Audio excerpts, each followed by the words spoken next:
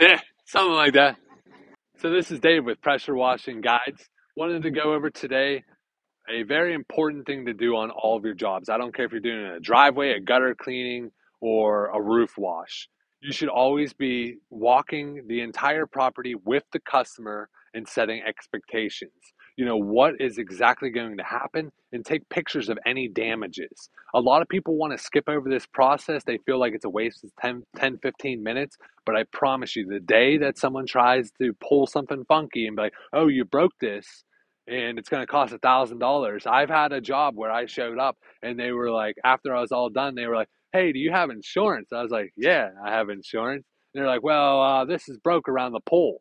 And I was like, huh, that's funny. I got pictures that are time stamped that I took before I did the job. They're like, oh. Yeah, it must have already been there. So if I didn't take those photos, I could have been out thousands of dollars. Very important process. And like I said, setting expectations with your actual customer is critical. I'm going to do a quick walkthrough on the property I'm at right now just to talk about some of the things I would point out to them. And this also, after I do the whole walk around, this is when you want to try to do your upsell. You already built value that you're talking about everything and you show that you know exactly, you're very knowledgeable, you have the confidence level. Like once you do that full walk around, when you get back, then you can try to do the upsell. So you set the expectation. Then if you want to do an upsell, cool. If not, at least you set the expectation. So at the end of the day, they were like, oh, I thought you were going to do that, or I thought this was going to happen, or this wasn't damaged. Very important. So let's do a quick walk around and I'll show you what I'm talking about.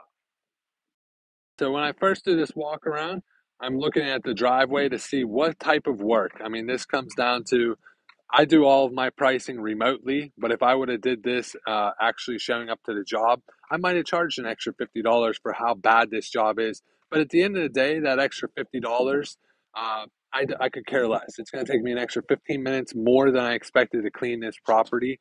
But if I would have had to drive, I would have wasted time in fuel. I would have wasted time actually driving here. If now in the very beginning, when you don't have many customers actually calling you, yes, it's better to actually drive to the jobs. But as you start to get a lot more customers, then you actually want to start quoting everything online. But as I'm walking around, I'm looking at everything. You know, do I need to move anything? I already set up for this job, so I already moved all the garbage cans. There was a ton of brush over there. So I'm seeing, do they have any really expensive plants that I need to worry about? You know, you want to be able to see anything. Then you start to get up closer. Like, look at this garage door. It's completely rusted. So that's something you want to take a picture of so they don't think that you actually caused that issue. Now, if you would have seen any broken screens, any broken glass, make sure you take pictures of all that. And then while you're walking around, touch it. Even if you don't say anything out loud, I'd walk up and just touch the rust just so they physically in their mind, that's a car salesman trick that they do, but it's just in their mind that, oh, that's already there, like I can't get that one over on him. I'm looking at the gutters. Is there any damage on the gutters? Do the gutters need cleaned? That might be something I point to as I'm doing a walk around. Like I said, I might not say anything, but like, oh, I see, okay, we got some build up on the gutters, and then shut up and keep walking on. And I'm looking at the walls. Is there any outlets over here? Depending on what I'm doing. On this one, I'm doing a driveway, and then I'm also doing a house wash and a roof wash. So this is something where I'd take a picture of, the outlet box. Look how damaged this is. And while I'm walking around, something I would say to them is, hey, just so you know, I'm going to tape off all of your electrical outlets to make sure no water gets in there. Just saying that goes a long way. It shows that you're protecting their property and that, I turn the roof wash into multiple things because they trust me now. I see the paint is actually starting to mess up there. That's something I'm doing a house wash. I don't want them to come back and be like, hey, you ruined my paint job. You know what I mean? Look at the windows. Or the windows, make sure the windows are closed. Make sure, this one has a bunch of bees, which is going to be great. But make sure, like, let them know, like, is there any leakage? Now that you can't really see in the video there, but there's all kind of gunk on the windows. I'm going to try to get it off, but it's not always perfect. Now you see the gutter has like a bunch of different dents in it. So if I upsell to a gutter cleaning, I want to point out and take pictures of the dents so they don't think that I'm the one that actually caused those. Now look at your downspouts. Since I'm doing a roof wash, I want to be very mindful of all of my down washes. And I'll point that out. I'll let them know, but hey, just so you know, I'm going to be bagging these gutters right here to prevent the solution from getting all over your plants. Like little things like that just build value in yourself. It's all about like they want to feel confident that you know what you're talking about, and you want to locate all these different things as you're walking the property. Wherever your water source is at, where do you connect your garden hoses to? Here's another downspout. And like, okay, so if you weren't paying attention, you might connect it down there, not to know it's not even connected there. You know what I mean? Little things like that.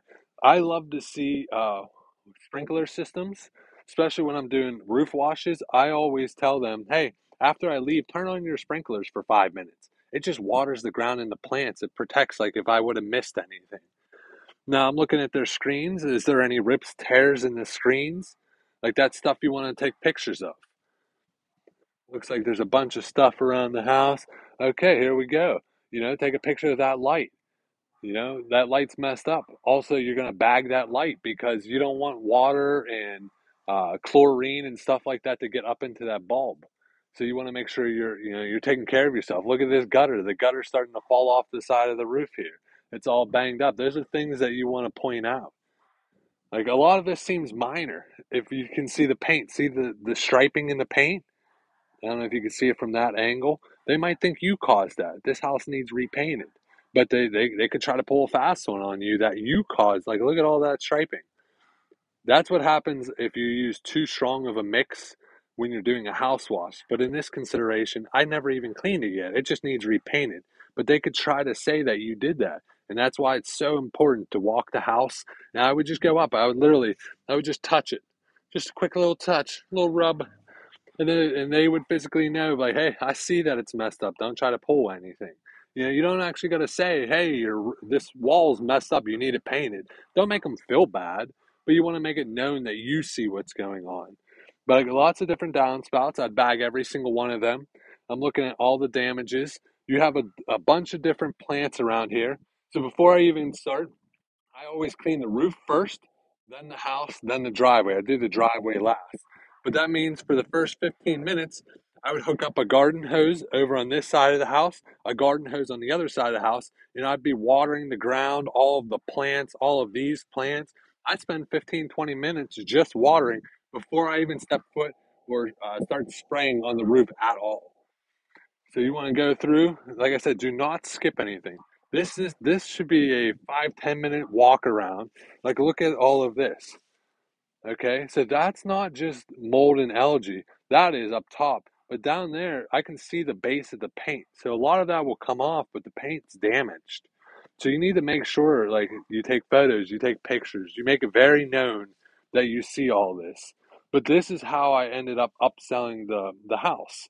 Is when I was doing the walk around with the roof, talking about I'm going to bag gutters, I'm going to protect the plants, I'm building value.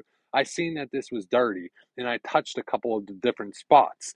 So by the time I made it back to the very front of the house by the actual driveway, I said, "Hey, I noticed there's a lot of different dirty spots on the house, a lot of mold and algae. Have you ever thought of getting that cleaned?"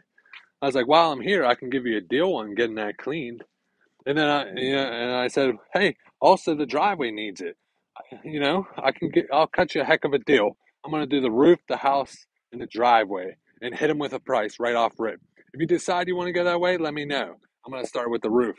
And, he would right away, like I said, by the time I made it here, yes, I talked a lot. I'm sorry, but I spent 5-10 minutes talking. He trusted me. So I turned a, $400 job into a $700 job just by that walk around. And I protected myself by almost wasting thousands if he was to try to call some of those things out. Very, very important to do. Make sure you do your walk arounds. Make sure you take your photos. After I take my photos, what I do is I actually email them to myself with the property address. Later on, when you get into a CRM and everything else like that, you'll be able to add it within the client file. But in the beginning, you can just send them all, put the title or the description or whatever being the house address. So if something ever happens down the road, you click on that file, bam, I have all the information I need to be able to say, oh, that wasn't me. And if it is you, then do the right thing, take care of it. But if you do your due diligence, protect the plants, and set the expectations on exactly how everything's going to get done, like in that different scenario with the house wash, you seen where the paint was chipping. I would let them know, hey, I'm going to get all the mold off, but I can't bring this thing back to new. Eventually, it's going to need new paint, but I can at least clean all the mold off here. So those are the important things that you need to be talking about when doing walking around the house and setting the expectation for the actual customer itself. I hope this all helped. Please let me know in the description below if you have any other questions. I'd love to hear any of the feedback. I'm going to try to make a ton more videos to do everything I can to kind of share what I've learned over the past year or so doing pressure washing and what I have found to be successful. I hope you guys have a great day. Take care.